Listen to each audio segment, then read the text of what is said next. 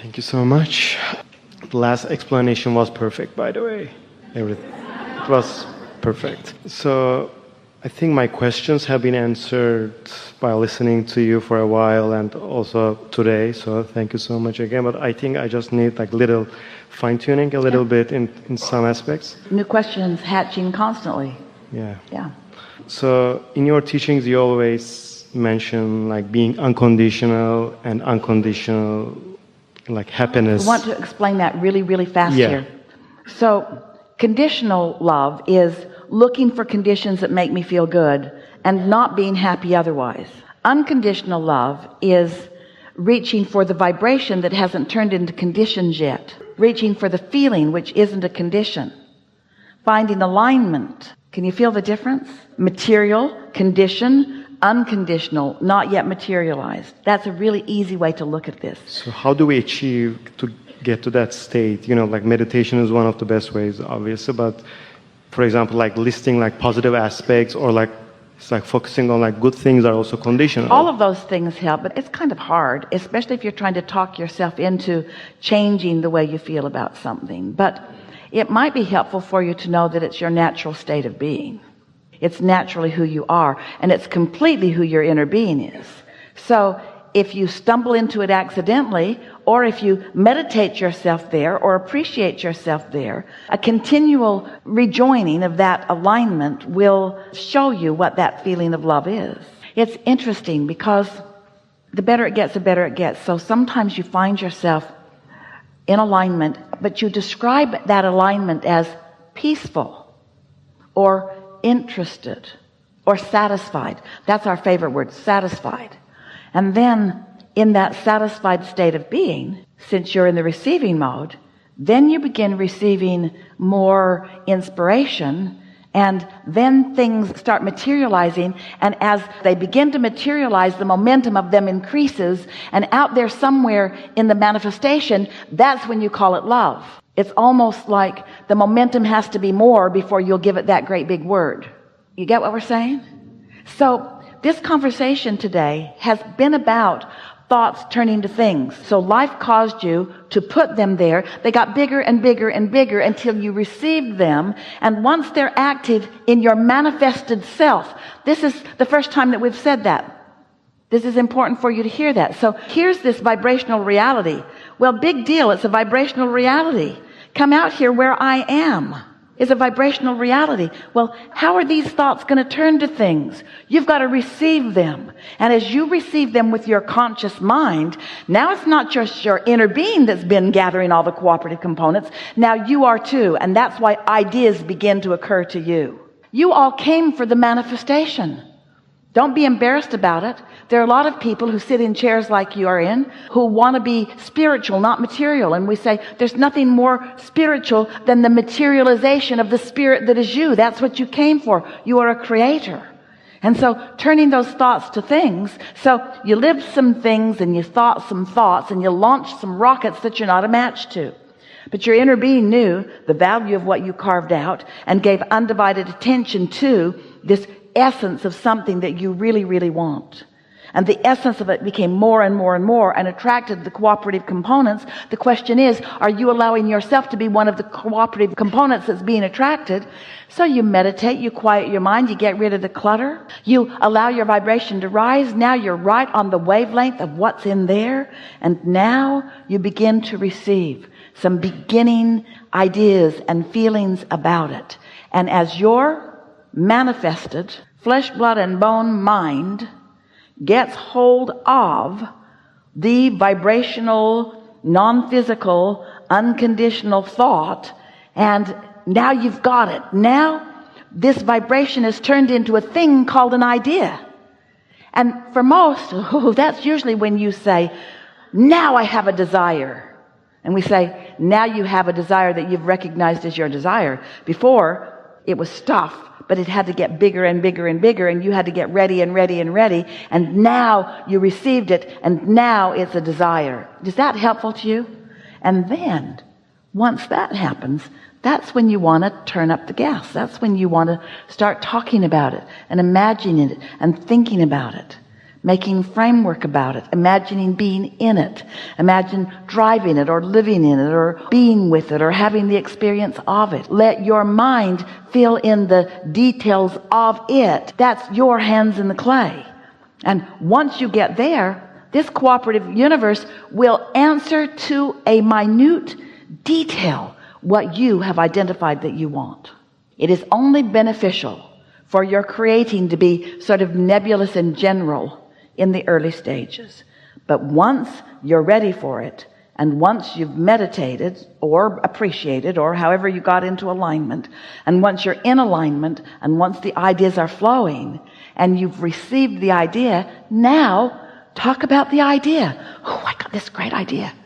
I saw myself flying airplanes, or I saw myself in the most magnificent musical band in the world, or now add the details to it that only you can add to it, you see, and let the universe say, all right then, because the momentum was already there, the life force was already there, the projection of it was already there, the direction of it was already there, the certainty of it was already there. Now you get to fill in the conditional pieces. Helpful? Yeah. Did you get it? Was it too much for you? Yeah. Did you hear it? Did you feel resonance with it? Do you understand it? Do you know it? Does it make you feel like you're willing to be more patient? Because there's sort of a lot going on. You don't put the kernel of corn in the ground.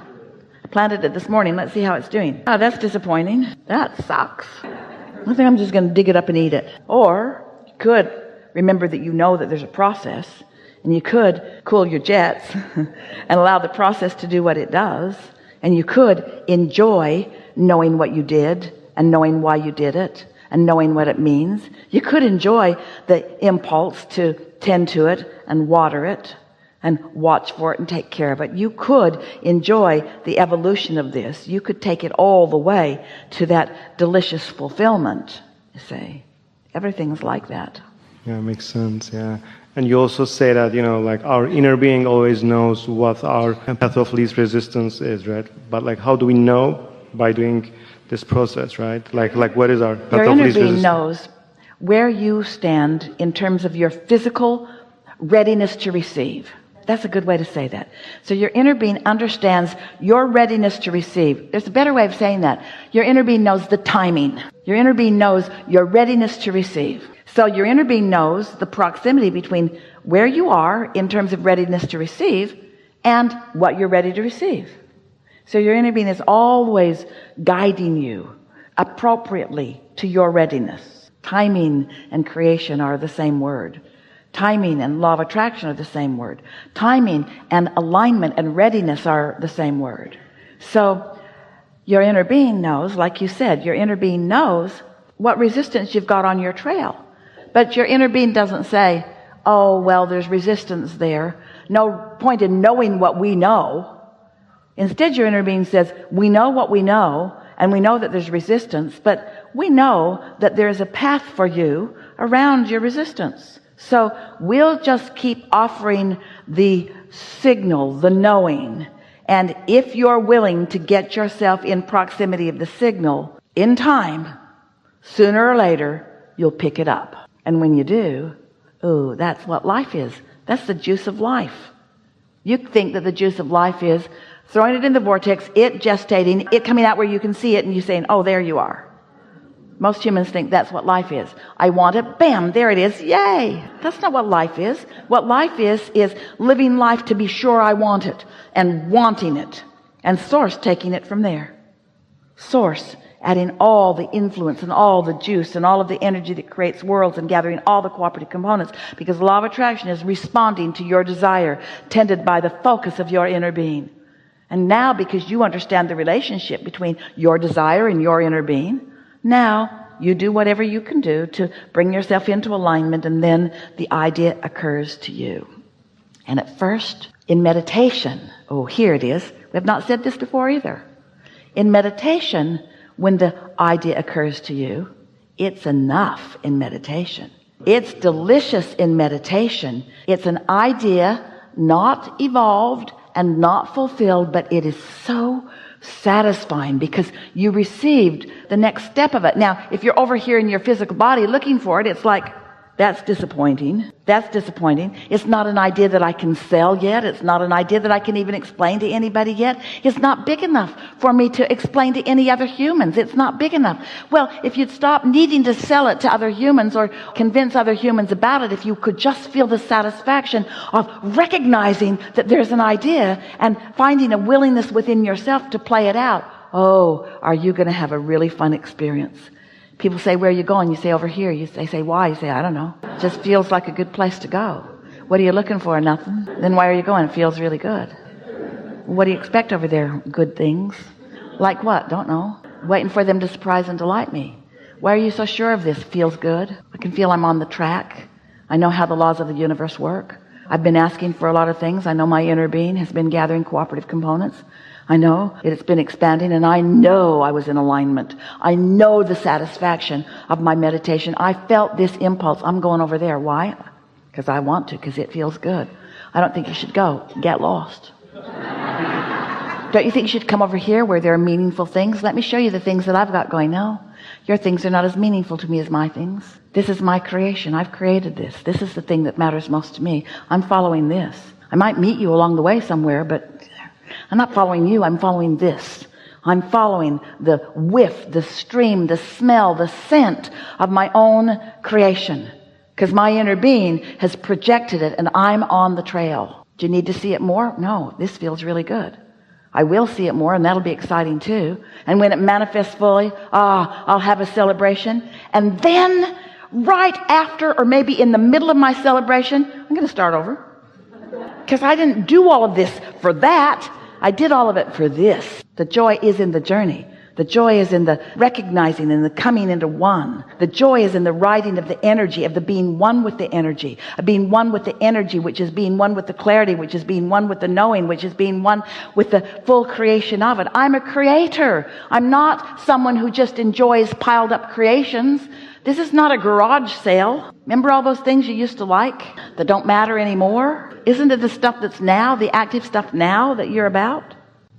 We've enjoyed this interaction a lot, and we can feel the vibrational frequency of you has shifted. We can feel much more resonance between you and you. And as a result of that, some things are going to show up different in your experience. You're going to notice it right away. And when you make the correlation between the shifting that took place and the differences that you are living, then you will own it in a new way. Be playful about this. There's nothing hard about it. We want you to be lighter about all of it. It is our desire that from the conversation that we enjoyed here today, that you feel the simplicity of these laws of the universe and the simplicity of your own guidance system and its readiness, its availability to you. And so, sort of like a new toy, Esther bought a monster truck. It's not that big. It's only about this big, but it has proportionally big wheels, and it's a remote control for her grandson. And they were in Utah, and he just couldn't wait to play in the snow with it because he really wanted to drive his truck into snow and up the rocks and on some trails and have some different experiences with it. And so one night, about 10 o'clock at night, Luke's mother said, "Have you seen Luke?"